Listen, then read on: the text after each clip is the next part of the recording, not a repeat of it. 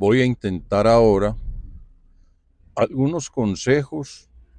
para un aspirante a dibujante de expresión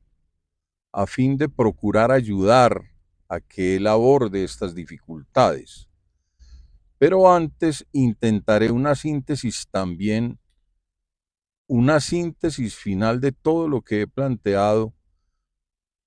no sin antes referirme nuevamente a una cuestión que dejó planteada el filósofo francés Gilles Deleuze, en el sentido de que el arte no es en realidad una comunicación, sino que es mera resistencia. Este asunto planteado por Deleuze en un video que se encuentra en la internet resulta relativamente polémico y capaz de generar un grupo inquietante de preguntas. ¿Resistencia a qué? Resistencia al poder, resistencia a la estratificación de clases, adentro de la cual el autor mismo no lleva ventajas sino desventajas. Lo planteo así puesto que al autor de cualquier arte lo mueve un interés de perfeccionamiento a favor de todos los núcleos de lo social, toda vez que no se conocen esferas artísticas siempre privilegiadas desde lo expresivo para ningún arte determinado,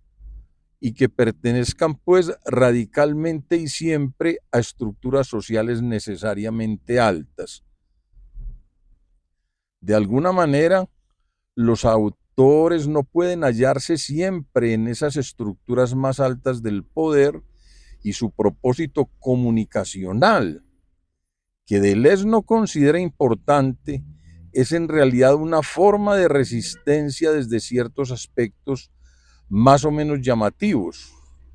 Sin embargo, siguen aquí surgiendo las preguntas.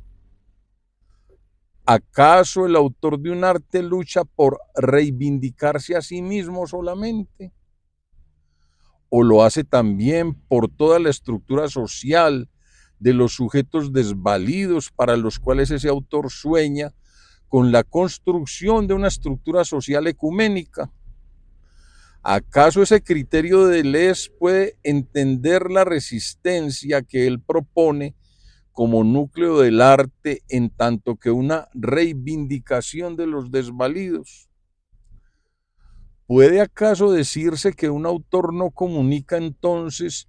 imbuido solo por la supuesta buena voluntad de hacerlo, sino que intenta reivindicarse ante el grupo humano al que pertenece, arrojándole la obra que está construyendo a la cara y a los ojos del grupo mismo, para problematizar al grupo, reivindicándose él como autor? Según todo esto que vengo diciendo, a un aspirante al dibujo de expresión deberán entonces hacérsele tres recomendaciones fundamentales, cada una de las cuales va a sintetizarse como un mito personal referido a la posesión y el desarrollo de tres tipos de cuadernos. El aspirante a dibujante de expresión debe tener, pues, los tres siguientes cuadernos en una bolsa que le acompañe a todos los lugares. En primer lugar, un cuaderno para bocetos o borradores, adentro del cual ese aspirante al dibujo de expresión dibujará por medio de lápices de grafito para, a través de trazos insistentes, tratar de descubrir una pseudoestructura en todo lo que él quisiera trazar adentro de sus dibujos. Con todo ello me refiero no a un estructuralismo desde el que promete grandes éxitos, por ejemplo, el dibujante coreano Kim Jung-gi, en tanto que desarrollos gráficos que se construyen a partir de procesos estructurales que desenvuelven toda una sistemática lógica de presencia de la forma, por la cual el dibujo se levanta en tanto que sistemática bidimensional, pero con la cual se está intentando representar las tres dimensiones de la realidad fáctica visible, procurándose a la vez interpretar las estructuras de esos seres respecto de cómo quedan construidos, de cómo se forman en el espacio que era tridimensional como ellos, pero que el dibujo convierte en una bidimensionalidad empeñosa y reforzada. Sobra decir que en este texto relativo al dibujo inexacto, que ya ha tomado 300 páginas de reflexión, había comentado que el método de Kim Jung-gi solo nos conduce a una especie de fábrica de muñecos. Y ese no es el propósito del dibujo de expresión. No es pues este estructuralismo el que promueve este cuaderno de borradores, sino tan solo un pseudoestructuralismo a través de un proceso mnemónico en el cual el aspirante a dibujante de expresión debe procurar el dibujo de todo aquello que le interese y que le parezca de más difícil realización, intentando solo el recurso de basarse en su propia memoria. Es decir, y en resumidas cuentas, abjurando necesariamente de todo apoyo gráfico, fotográfico, externo al dibujante mismo. Por todo ello, el dibujante de expresión solo deberá desear un dibujo, intentarlo, observarlo, borrar, corregir, volver a desearlo, volver a intentarlo, volver a observar lo que está dibujándose, volver a borrar, hasta lograr no solo la satisfacción de algunas sistemáticas de trazos referidos a un ser cualquiera, sino también a un enriquecimiento mnemónico de los procesos gráficos que va a ser utilizado en el segundo cuaderno. Ya he dicho también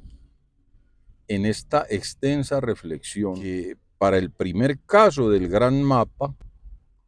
de ahí nacen en realidad tres tipos de dibujo.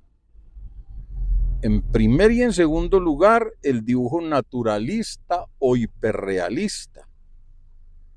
los cuales se encuentran ambos entrampados un poco en la realidad de lo que existe tridimensionalmente y que se ve de manera natural en el mundo ontológico, siendo que erróneamente el dibujo intenta apropiárselo, asumiendo que deberá ese dibujo perseguir a la naturalidad, al naturalismo y al hiperrealismo de alguna manera obsesiva, lo cual, como ya lo dije, solo se hizo en realidad factible plásticamente de manera eficaz en el reino del arte anterior a los descubrimientos de lo fotográfico. Fuese que esos descubrimientos se diesen desde los campos químicos, a través de emulsiones fotosensibles, reveladores, etcétera, o desde los campos eléctricos o incluso actualmente digitales, toda vez que a través de esas grandes etapas de lo fotográfico se vinieron pues a conocer todos los patrones de la imagen bidimensional quieta, rigurosamente lógica, asunto que cuando aún no existía le permitió a los dibujantes de antaño recurrir a una supuesta precisión naturalista o incluso hiperrealista sin que esa pretensión dañase en realidad el aporte gráfico de la personalidad del autor. Es así que si tomamos autores anteriores al conocimiento de lo fotográfico, como Leonardo da Vinci, Tiziano, Miguel Ángel, a todos ellos habremos de considerarlos realistas o naturalistas, pero obviamente que cada uno de ellos ha dejado una impronta personal y emocional radicalmente única e irrepetible. Lo que está ocurriendo, pues, era que en medio de aquellos propósitos naturalistas antiguos o realistas antiguos, fluía también, aparte de los actos herramientales en que se funda el naturalismo y el hiperrealismo, fluía también, decía, un resorte liberatorio que daría consistencia al acto expresivo de lo dibujal en sí. En resumidas cuentas, antes de la fotografía todo eso era plausible, pero ahora, 200 años después de la fotografía, se hace imposible construir un dibujo de expresión fundamentado en la fotografía misma de manera directa, toda vez que esa fotografía lo que ha hecho es invadir excesivamente la memoria visual de los seres humanos, de suerte que ellos, para generar el dibujo de expresión, deben crear en realidad un mundo gráfico que elude a ese mundo fotográfico, que elude a ese mundo real tridimensional, que elude al mundo visual fáctico y que intenta, como ya está dicho, la construcción de escenarios gráficos que buscan y deben encontrar nichos en la memoria que no se encuentren pues aún habitados por imagen fotográfica ninguna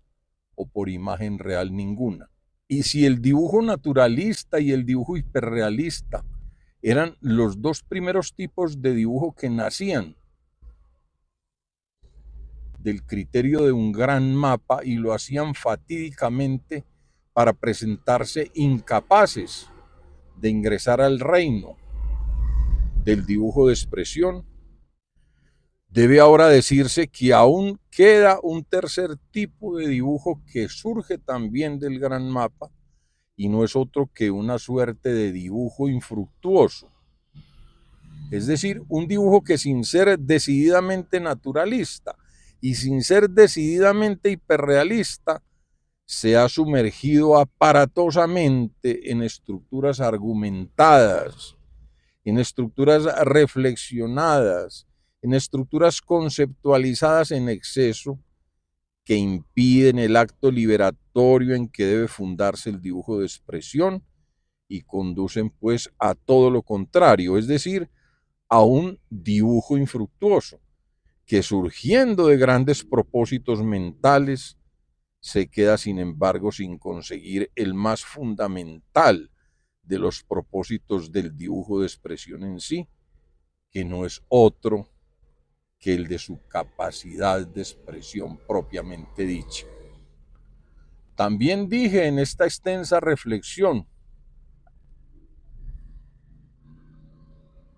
de este texto que he titulado El dibujo inexacto, que desde el dibujo que surge de un pequeño mapa o desde el dibujo que surge de un mapa nulo, nacen los dibujos de expresión más caros a los propósitos de lo cultural.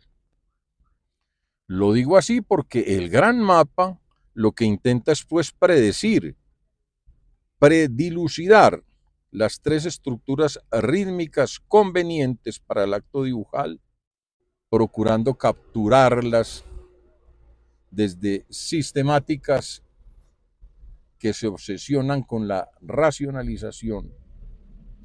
para terminar hundidas en la frustración. Y ya que nombré esas tres estructuras rítmicas convenientes al acto dibujal expresivo, bueno es pues que ahora intente precisarlas un poco. En primer lugar está pues la estructura rítmica formal, es decir, la que se refiere a la forma de lo dibujal, o sea, a la manera como las líneas, los puntos y las manchas que van a conformar al dibujo se acomodan adentro de una superficie que dará escenario al acto dibujal en sí. En segundo lugar está la estructura rítmica emocional, la que queda referida a todos los procesos emocionales colindantes y consustanciales a lo dibujal mismo. Y en tercer lugar, la estructura rítmica conceptual, verbal y otra vez emocional, que queda pues referida a un lenguaje abierto, en tanto que una sistemática que puede construir grandes procesos reflexivos a partir del acto dibujal y que va a florecer adentro del mundo interno psíquico del autor por medio de un proceso en el que hacen su ingreso las palabras, teniendo en cuenta, claro está, que si ese mundo de la rítmica conceptual, verbal y otra vez emocional florece principalmente en el mundo interno del autor, es decir, en su mundo mental, también a la vez ha sido capaz de dejar huellas en el sistema gráfico de lo dibujado. Estas son pues las tres estructuras convenientes para el acto dibujal expresivo y exitoso, mientras que la cuarta estructura rítmica que podría meterse en el dibujo, que quiere ser de expresión, debemos declararla aquí como decididamente inconveniente, en cuanto que esta cuarta estructura rítmica, si bien es otra vez conceptual, otra vez verbal, ya no es sin embargo emocional, sino decididamente sintáctica, decididamente lógica, es decir, decididamente gramatical, de tal manera que irá a adentrarse en una lógica cerrada por medio de la cual esa estructura rítmica, conceptual, verbal y sintáctica terminará haciendo alardes respecto de supuestos dominios en el entorno de lo racional para procurar someter adentro de esos dominios que se están creando al arte mismo y al dibujo de expresión, convirtiéndolo desafortunada e infructuosamente en un mundo que se ha propuesto estar predeterminado, es decir, en un mundo que procura congelarse desde la racionalidad. Aunque esta síntesis implica saltos abruptos en todos estos conceptos, no me queda otro remedio que remitir al texto completo para su comprensión detallada.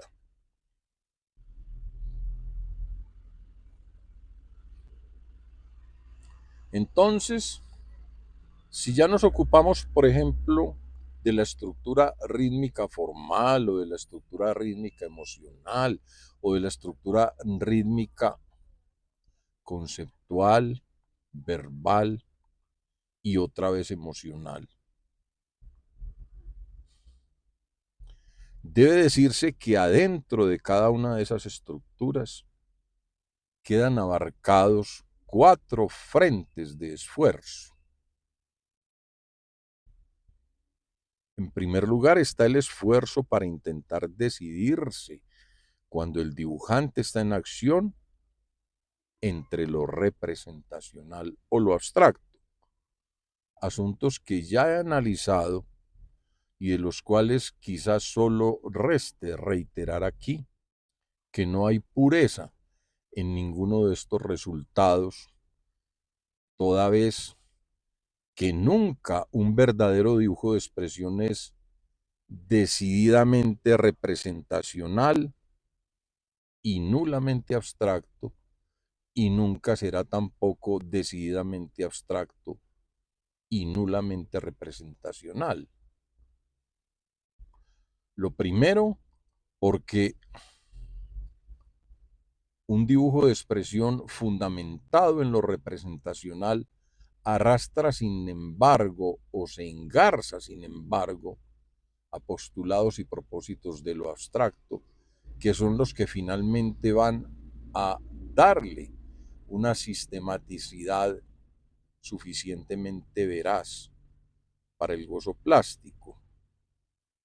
Y en segundo lugar, porque si intentásemos partir de un dibujo decididamente abstracto, no podremos impedir en todo caso que aún desde la abstracción más radical, la mente sea capaz de procurar resortes representacionales involuntarios. Ese era pues el primer esfuerzo, la lucha para intentar decidirse entre lo representacional y lo abstracto. El segundo esfuerzo es el que procura decidirse entre lo emplantillado y lo gestual, entendiendo por emplantillamiento la sujeción a patrones racionales de algún tipo, mientras que lo gestual queda inmerso en el automatismo de propósitos intuitivos e inmediatos. Como derivación de este segundo esfuerzo, relativo a decidirse entre lo emplantillado y lo gestual, aparece el esfuerzo para decidirse entre un color urdimbreado de un lado y un color intuitivo del otro lado, con lo cual me refiero como color urdimbreado a aquel manejo del color que se deja someter a propósitos lógicos o racionales de algún tipo, es decir, a teorías del color de este o de aquel cariz. Mientras que con el criterio de color intuitivo hago referencia a un ejercicio colorístico que no tiene esas fundamentaciones racionales ni lógicas. En tercer lugar, aparece el esfuerzo relativo entre decidirse por lo significacional o lo silente. Es decir, por decidirse entre si el dibujante quiere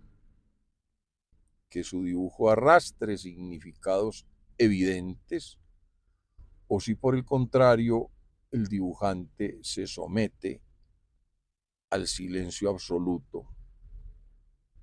de no estar inmerso en ninguna intención comunicacional, sino de dejar que el dibujo fluya por sus vericuetos, como a bien tenga. Ya comenté que el cuarto esfuerzo se refiere pues a decidirse entre el color urdimbreado o el color intuitivo, asunto que retomaré más adelante.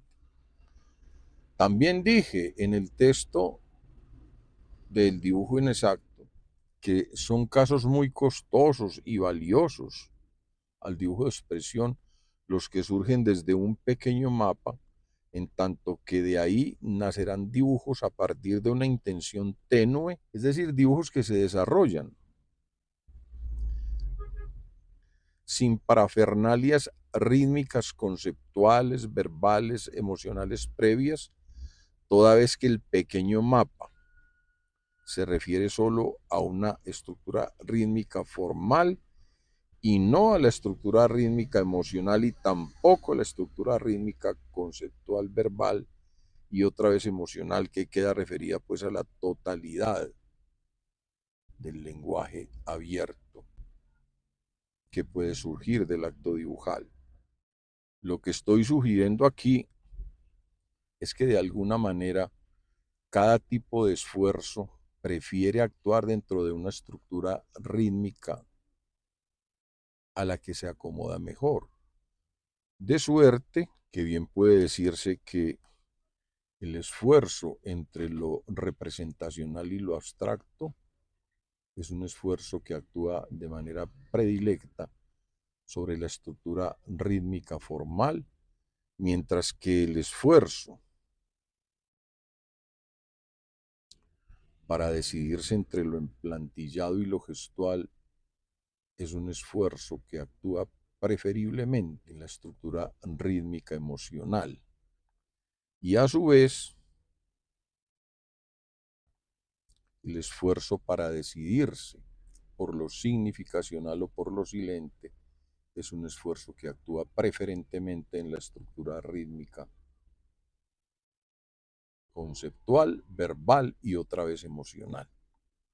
Mientras, de manera sorprendente, el esfuerzo entre el color urdimbreado y el color intuitivo tiene una enorme capacidad de acción en cualquiera de estas estructuras rítmicas, toda vez que la práctica del color influye naturalísimamente, tanto en la estructura rítmica formal como en la estructura rítmica emocional y asimismo en la estructura rítmica conceptual, verbal y otra vez emocional. Esto que he dicho aquí queda referido a que desde un pequeño mapa un autor no puede decirse haré un dibujo triste, ni podrá decirse haré un dibujo sobre la inteligencia, o podrá decirse haré un dibujo sobre la bondad, sino que simplemente va a decirse haré el dibujo de una mujer, haré el dibujo de un hombre, o haré el dibujo de un animal, etc. La decisión, pues, entre el esfuerzo de lo representacional o de lo abstracto no puede arrastrarse hacia las estructuras rítmicas emocionales o hacia las estructuras rítmicas conceptuales verbales y otra vez emocionales, so pena de someterse a grandes confusiones. Toda vez que cuando un dibujante se dice a sí mismo, voy a hacer un dibujo sobre la bondad, grave problema, grave e insoluble problema. Un pequeño mapa es un asunto mucho más preciso, mucho más restringido, mucho más limitado, pero a la vez difuso. O sea,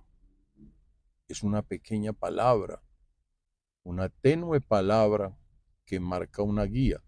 marca una dirección, pero todo lo demás va a arrojarlo, el trazo a trazo que ejecuta el dibujo de expresión sobre la superficie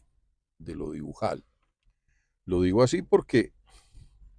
las estructuras rítmicas emocionales y las estructuras rítmicas conceptuales verbales y otra vez emocionales siempre son asuntos que se derivan del dibujo que ya se está construyendo o ya se ha construido, preconcebidas ni impuestas al dibujo mismo. Otro es el caso de un mapa nulo en el cual ni siquiera habrá una estructura rítmica formal previa mínima, ni una pequeña palabra tenue y difusa como guía, sino que en el dibujo que se ejecuta a partir de un mapa nulo, los trazos surgen de los trazos, los segundos trazos surgen de los primeros, los cuartos surgen de los terceros, los décimos surgen de los novenos, etcétera, etcétera. Y en este segundo cuaderno ya no se trabajará a partir de lápices de grafito y borradores, sino a partir de sistemas de trazado fundamentados en la tinta, es decir, en elementos que no tienen reversa o para los cuales la flecha del tiempo fluye en una sola dirección, exigiéndole al dibujante que construya y construya sus propósitos y sus intentos de un dibujo de expresión a partir de esa tinta, que deberá pues fundamentarse en la observación de lo trazado y el trazado nuevo y la nueva observación y la corrección y el trazado nuevo en un proceso de esfuerzo por medio de la concentración para ir convirtiendo lo que se torna en inadecuado cuando la concentración disminuye, porque la concentración tiene la particularidad de que no anuncia cuando se pierde, sino que se convierte en un vacío inesperado, que no se denuncia a sí misma y que sin embargo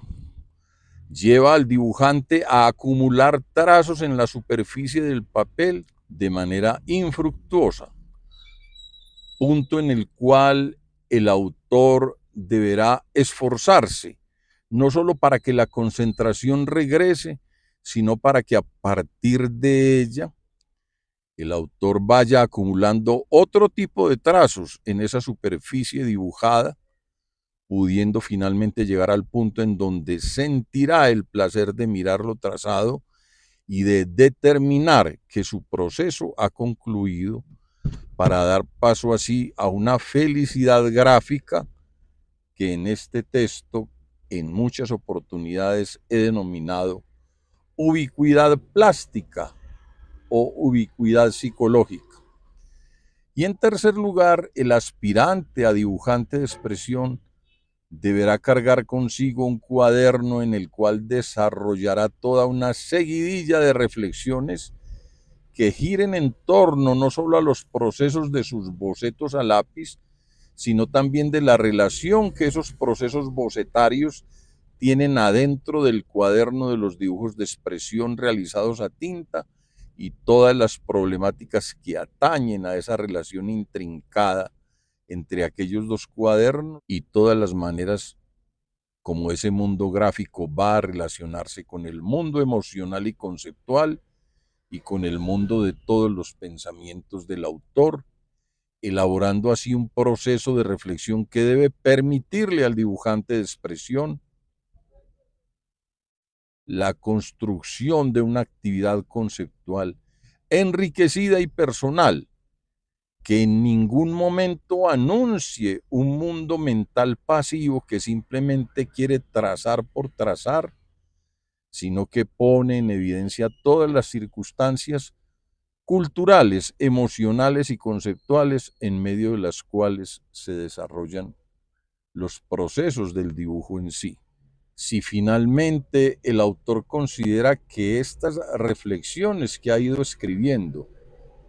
pueden convertirse en textos útiles a algún medio cultural,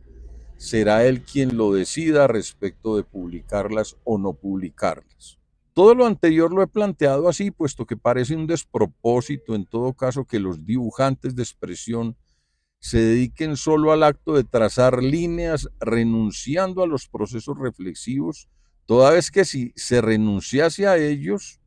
otros sujetos distintos al acto del dibujante de expresión en sí, vendrán entonces a realizar esos procesos reflexivos por él, inyectando una conceptualidad forzada y en muchos casos ilegítima en medio del dibujo de expresión. Lo digo así toda vez que el reino conceptual que gira en torno al dibujo de expresión debe ser un reino construido por los dibujantes mismos y no por comentaristas que se asomen desde la lejanía para intentar opinar en torno de asuntos que solo conocen desde la distancia. Por todo esto y realizando ya una síntesis final, quiero insistir en que para el dibujo de expresión existen al menos 5 mandamientos que voy a reiterarlos a continuación. En primer lugar, que el dibujo de expresión debe pertenecer al reino del dibujo inexacto, es decir, de un dibujo que ha abjurado del naturalismo y del hiperrealismo y se ha comprometido con la inexactitud en tanto que sistemática contracultural que va a oponerse necesariamente a todos los propósitos paradójicos de una sociedad que alardea de la precisión matemática en todos sus aparatos y todas sus tecnologías para terminar finalmente pronosticando una supuesta determinación de viajar afuera de la Tierra allende el espacio sideral oscuro, inhóspito y maloliente. En segundo lugar, respecto a estos 5 mandamientos del dibujo de expresión, debo decir que ese dibujo de expresión deberá albergar la posibilidad no obligatoria, pero ante la cual el dibujante no va a detenerse cuando vea la oportunidad de ingresar a este reino respecto de poner en sus dibujos de expresión alguna suerte de simbología falsa. El objetivo de esta simbología falsa, como ya está dicho, es el propósito de generar altercados adentro de la mnemónica personal del autor para que el dibujo no termine arrastrando el interés inapropiado de cargar mensajes o de cargar simbologías que finalmente denoten la sujeción del dibujo mismo a estructuras lingüísticas que no pueden ser los elementos que levanten directrices para el dibujo de expresión en sí. El asunto aquí estriba en que el dibujante de expresión debe sentir el mayor interés por las estructuras conceptuales que surgen de sus dibujos. Es decir, debe dibujar desde la libertad irrestricta de la acción gráfica y cuando ella haya concluido en la felicidad gráfica de la ubicuidad plástica, entonces en este punto el autor deberá volverse sobre sí mismo e intentar los procesos reflexivos a que dé lugar el acto dibujal que ya ha terminado reciente o lejanamente, de tal suerte que los procesos reflexivos y las estructuras argumentadas y conceptuales o filosóficas entonces aparecerán surgiendo del dibujo ya concluido y no lo contrario. El dibujo no surge, pues, de la conceptualización ni de la filosofía, sino todo lo contrario. Para el dibujante de expresión, la conceptualización y la filosofía surgen de lo que ya está dibujado. Por todo ello, esta simbología falsa lo que está ayudando es a evitar que el dibujo quede atrapado adentro de simbologías reiteradas que ya tienen entonces nichos en la memoria del autor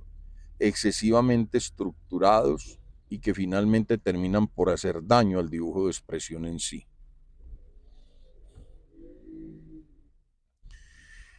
En el tercer mandamiento para el dibujo de expresión debe decirse que el dibujante deberá tener la disposición para ejecutar partes de sus dibujos desde los trazos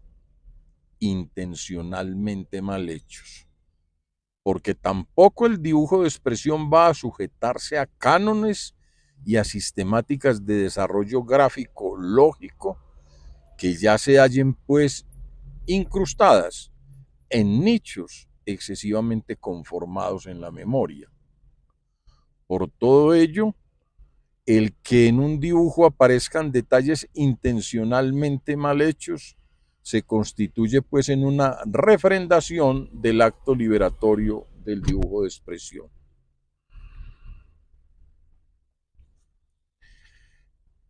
En cuarto lugar, es decir, como el cuarto mandamiento del dibujo de expresión y como derivado del segundo mandamiento relativo a la posesión,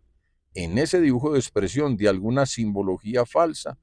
aparece aquí la posibilidad de que el dibujo de expresión posea cierta alusión oscura y difusa, es decir, no evidente, en torno a algún mensaje sin sentido, o en todo caso con desarrollos gráficos que aluden a algún sentido ya derruido por parte del autor, es decir, a supuestos mensajes que el mismo dibujante ha estropeado voluntariamente, generando con ellos confusión adentro del dibujo de expresión para constituir aparentes mensajes contradictorios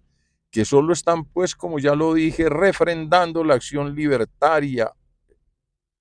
o libertina o libre en todo caso del dibujo de expresión, que no puede entonces someterse a argumento alguno ni a concepto alguno previo a él. Y como si todo esto fuera poco, llega entonces en quinto lugar el último mandamiento, que debe considerarse como el mandamiento final del dibujo de expresión. Y es el hecho de que ese dibujo de expresión puede finalmente determinarse un poco puede finalmente completarse un poco, puede finalmente complejificarse un poco, pero a pesar de todo ello, el dibujo de expresión no puede pulirse,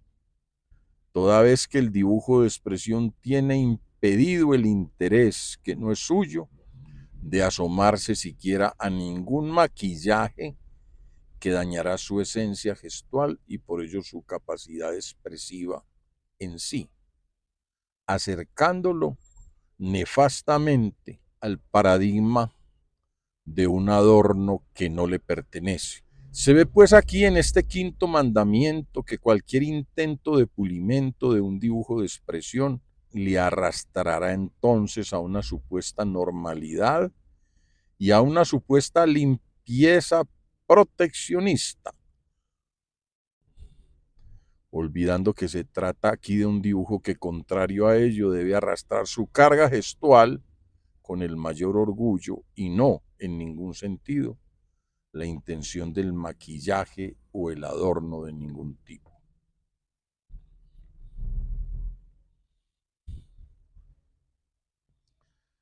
Ya había dicho que el dibujo en general tiene entonces tres fuentes.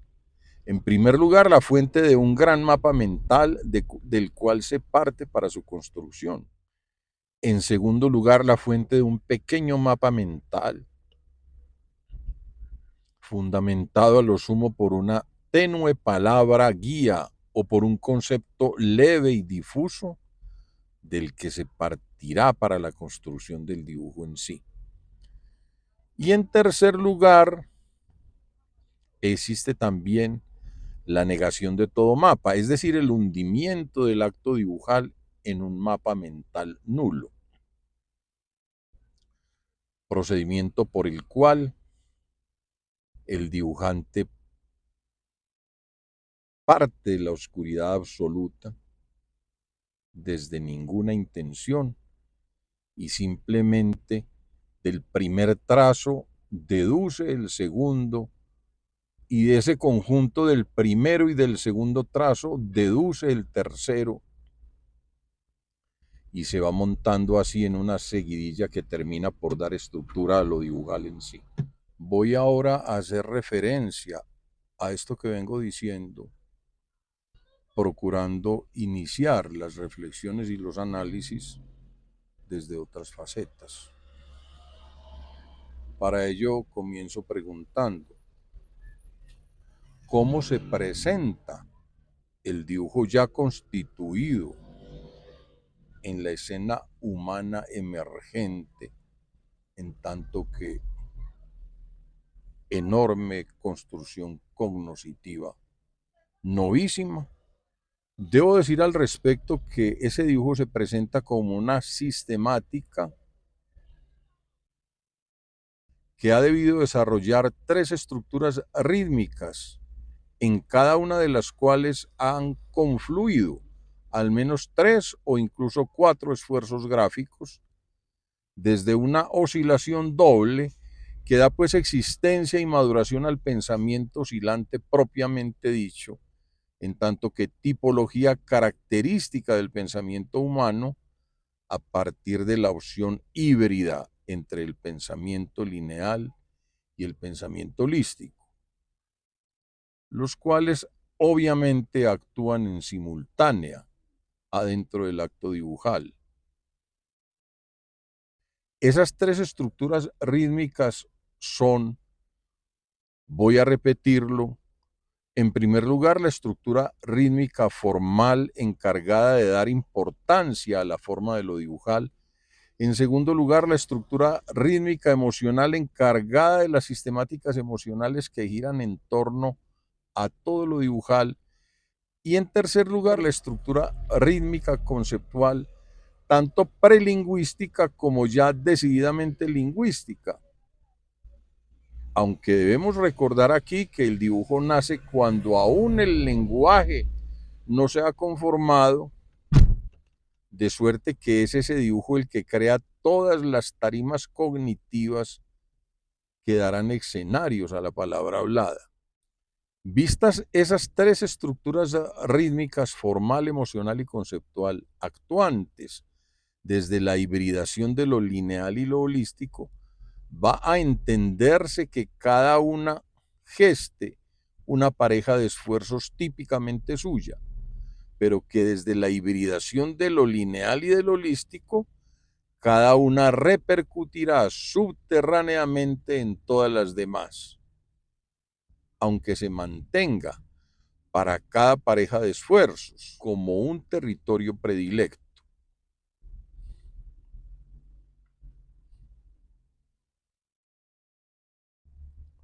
construyendo pues la prevalencia de aportar sus dominios principalmente en una de las estructuras rítmicas,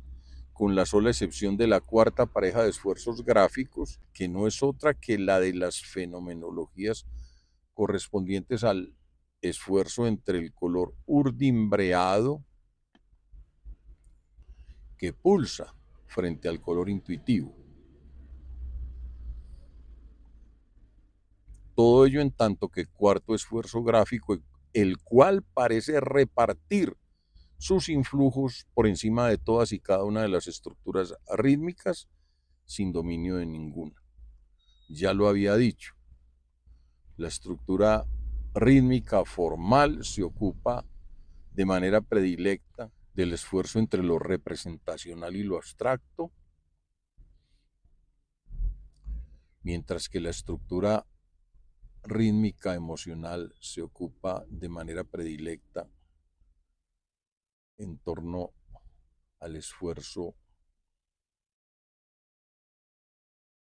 entre lo emplantillado y lo gestual, y la estructura rítmica conceptual se ocupa de manera predilecta en torno al esfuerzo entre lo significacional y lo silente, quedando solo el esfuerzo entre el color urdimbreado y el color intuitivo, que como ya lo dije reparte sus influjos en todas las estructuras rítmicas ya nombradas. Pero insistamos en ello, toda vez que al volver a redactar estos asuntos de apariencia tan oscura, puede en cada nueva redacción arrojárseles un poco de luz nueva.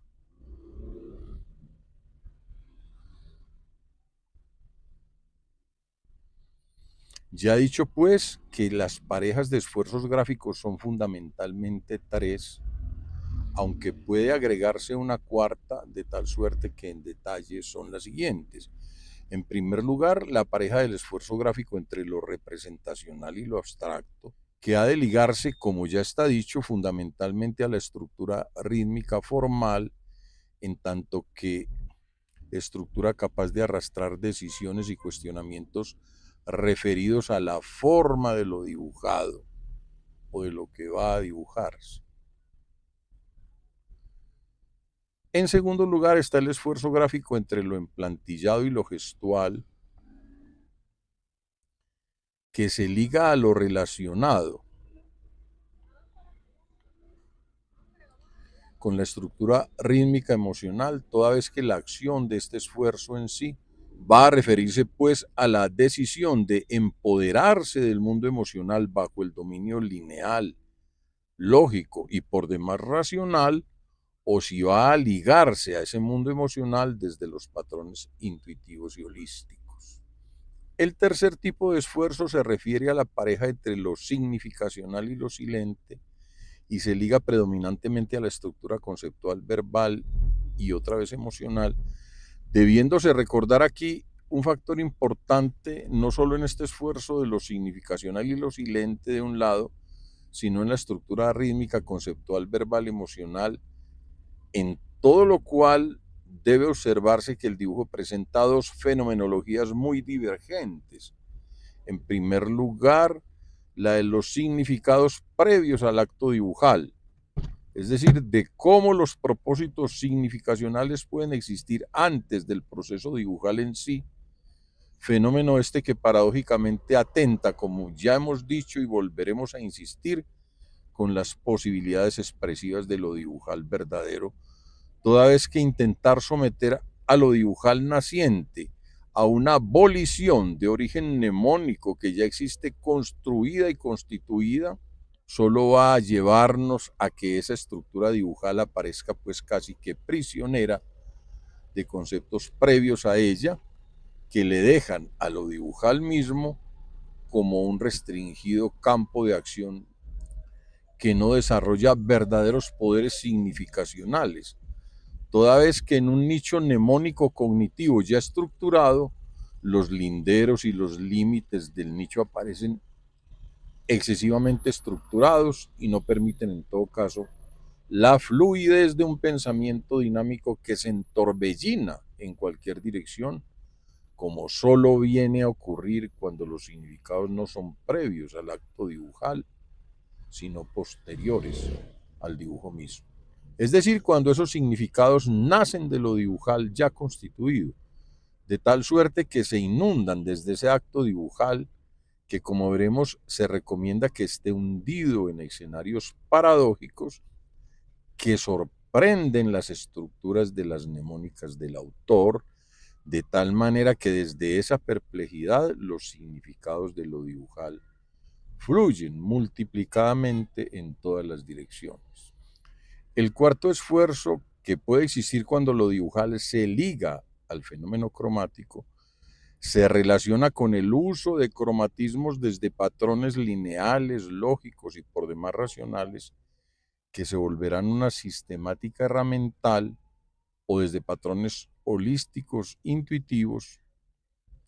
esencialmente liberatorios del mundo de la expresión, recordándose aquí que ese mundo de lo cromático no se circunscribe a alguna estructura rítmica dominante, sino que parece ser capaz de influirlas a todas y cada una de ellas desde su gran capacidad de hibridación entre lo lineal y lo holístico, entre el pensamiento de la inteligencia lineal y el pensamiento de la inteligencia holística. Es evidente aquí que en todos estos esfuerzos, aquel parámetro que se liga a las acciones de la inteligencia lineal, lógica y por demás racional, va a ligarse también a lo herramental desde el acto dibujal, que se entreverá pues camaleónicamente y desde una tremenda hibridación con los actos de la inteligencia holística, que a su vez apuntan a los procesos liberatorios que van a consolidar el legado de lo artístico en sí. Solo resta aquí hacer alusión a que cada tipo de esfuerzo gráfico conoce 4 tiempos, lo que va a ponernos ante la evidencia de que cada estructura rítmica poseerá entonces 8 tipos de esfuerzos, entendiendo que cada una de esas parejas de los esfuerzos gráficos posee, como ya se dijo, esos 4 tiempos muy característicos. De todo esto va a surgir entonces que debe hacerse pues alusión a 24 tipos o momentos de esfuerzos gráficos cuando no se tiene en cuenta lo cromático, o a 32 tipos de esfuerzos o de momentos gráficos cuando se considera el tema de lo cromático en sí. Y esos 4 tiempos de cada tipo de esfuerzo son en general los siguientes. En primer lugar, aparece pues un primer tiempo en el que un sujeto determinado, al que vamos a llamarle autor o dibujante, toma la decisión muy íntima de abordar algún dibujo y al tomarla deja construir en su psique algún anhelo voluntario respecto de las fuerzas o de las energías o de los mensajes o de las formas que quedarán plasmadas en su propósito dibujal, quedando en todo caso en evidencia que ese anhelo voluntario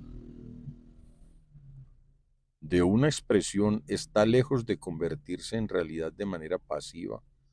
por los motivos que se explicarán a continuación y que no son otros que el hecho, como se insistirá, de que la acción de la motricidad fina, así como la interacción del autor con las sustancias que intervienen en la construcción de lo dibujal, no son asuntos adláteres ni pasivos a la intención psíquica, sino que se presentan como decididamente inquietantes frente a ella,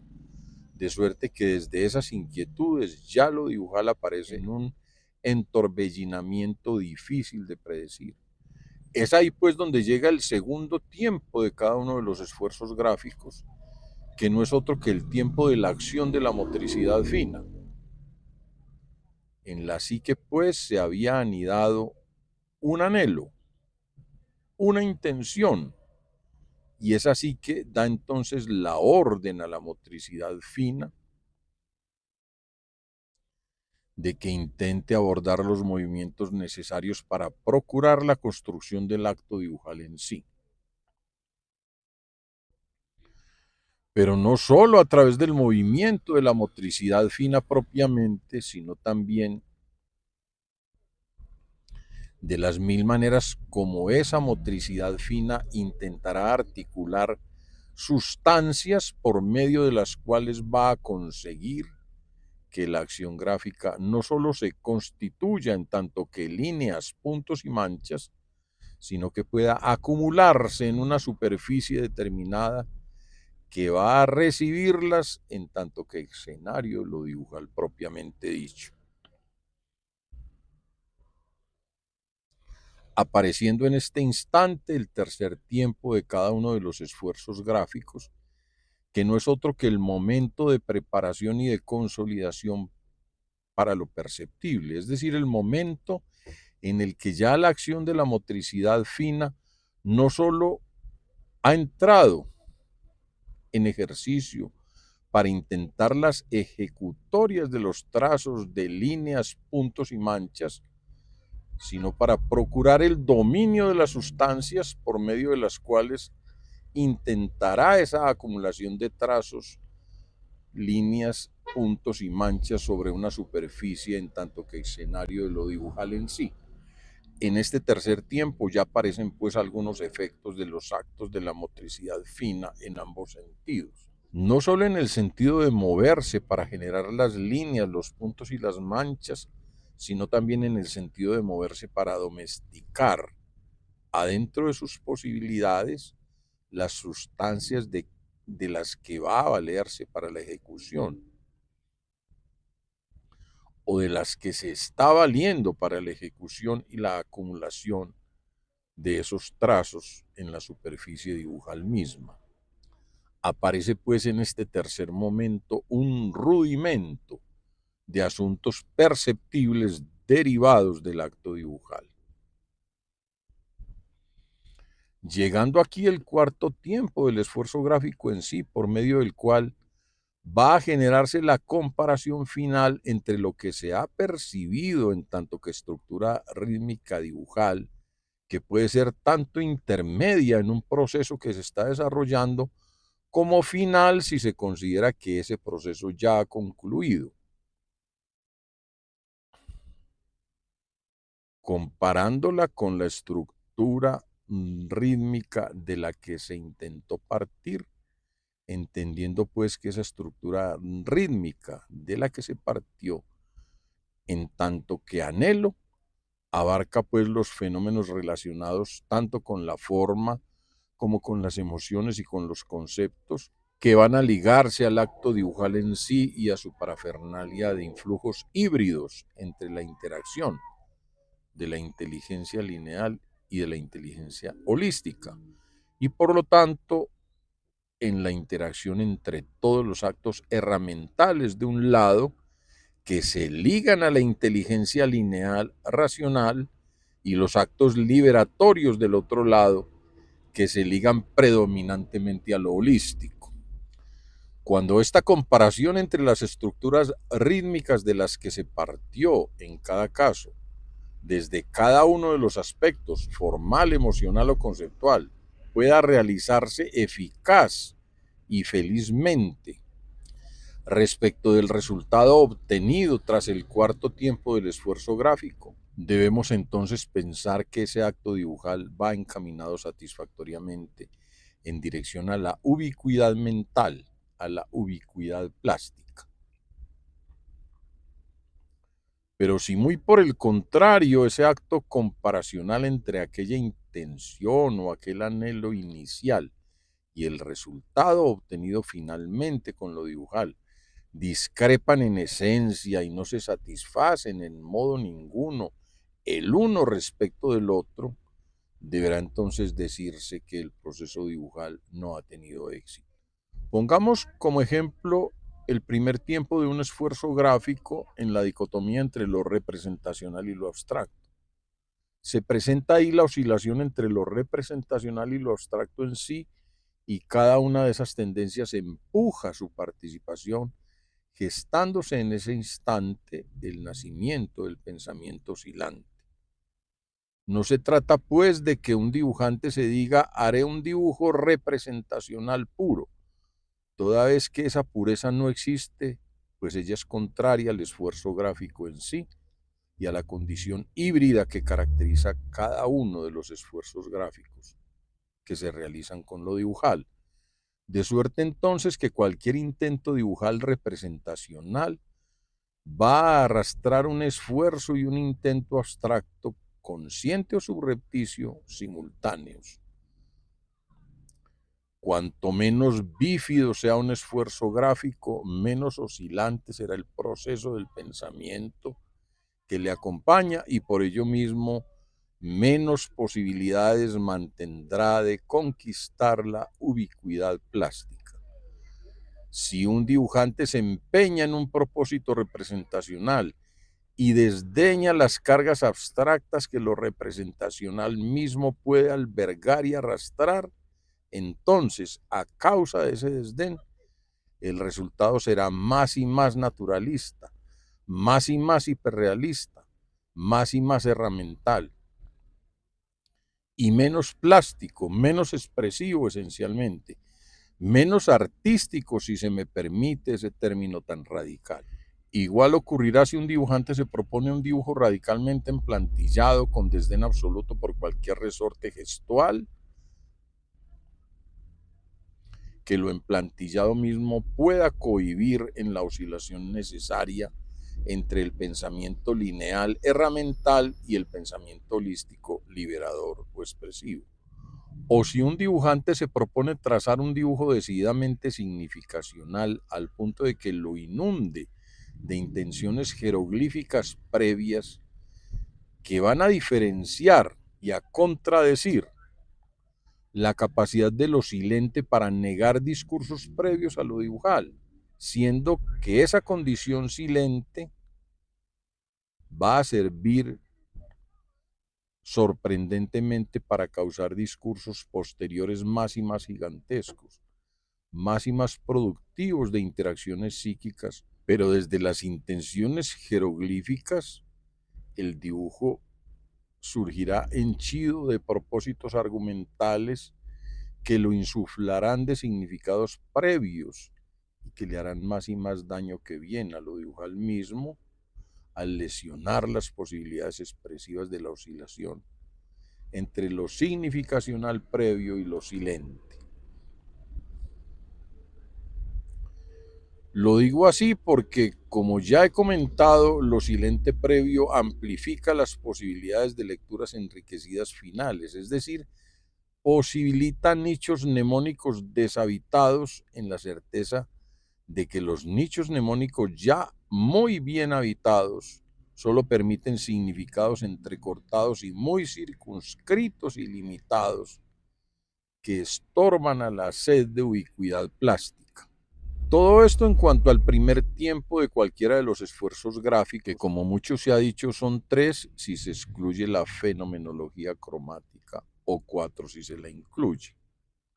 Este primer tiempo es pues un pensamiento previo,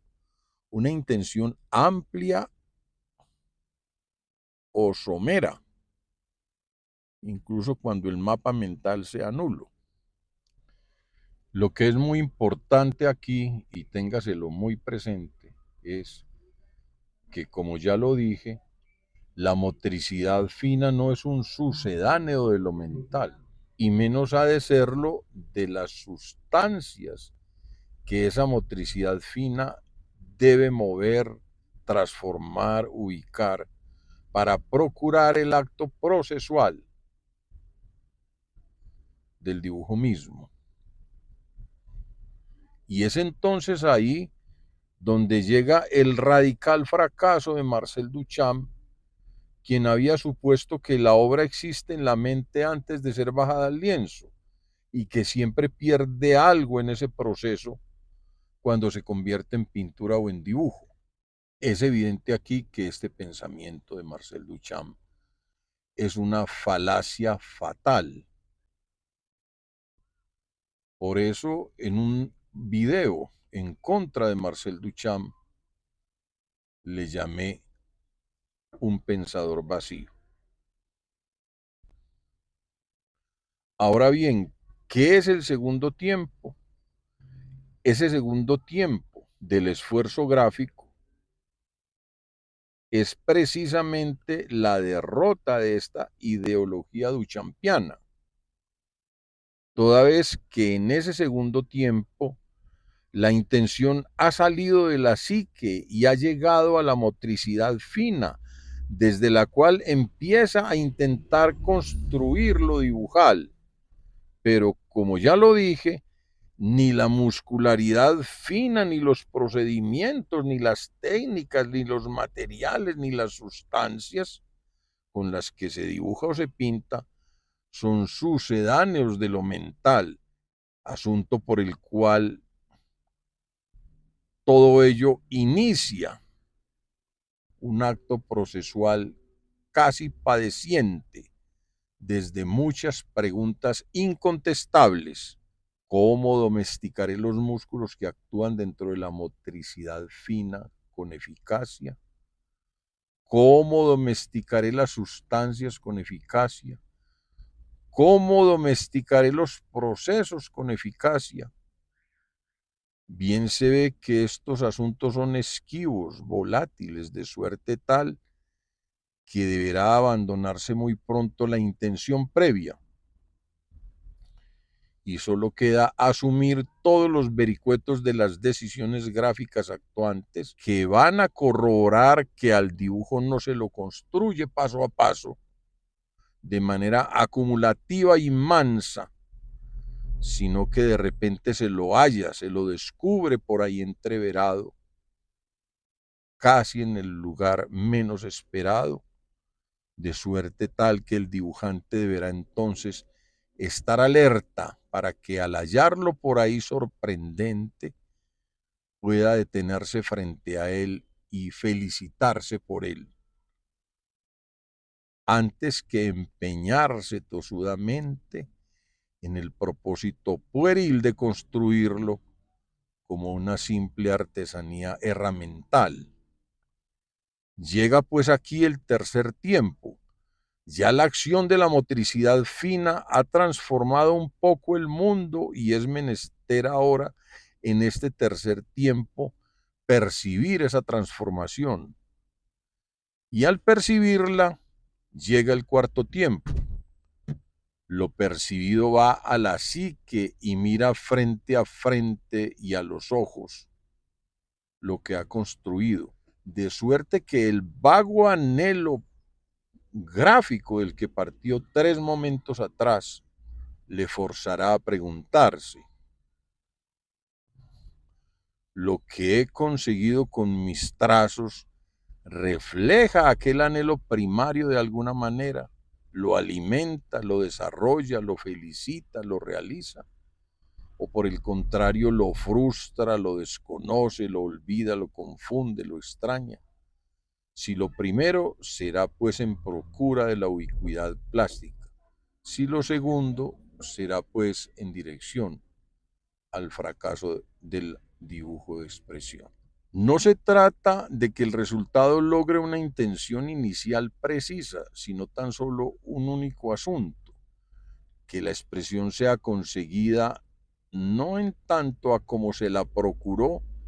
sino en tanto a lo que ella consigue ser, expresión ante todo. Y es ese acto de expresar el que alberga un contenido de sorpresa, de perplejidad, de llegada a nichos mentales deshabitados, en los que la acción psíquica se amplifica, crece, se dinamiza incontenible. Bien puede insistirse aquí que la interpretación de la idea de Deleuze, según la cual el arte no es comunicación sino resistencia, tiene enormes resortes verídicos. Ya he hablado al respecto y solo quedará insistir en que si el arte fuera mera comunicación, entonces podría limitarse a la entrega pasiva de un comunicado por medio del cual los sujetos dominantes en un entorno social dado le anunciarían a los sujetos dominados el por qué deberían conformarse con la situación en la que existen. Pero todo ello existiría, como ya está dicho, en medio de nichos mentales y mnemónicos preestablecidos, ya dominados por la psique misma. De tal suerte que lo que el arte procura no es, pues, comunicar desde este aspecto pasivo y mezquino, sino ejercer resistencia en el sentido de que el verdadero arte procura el acto igualatorio de los humanos en pos de una condición ecuménica de lo justo, dificilísima de lograr esa condición, pero imposible renunciar a ella. Muchas gracias.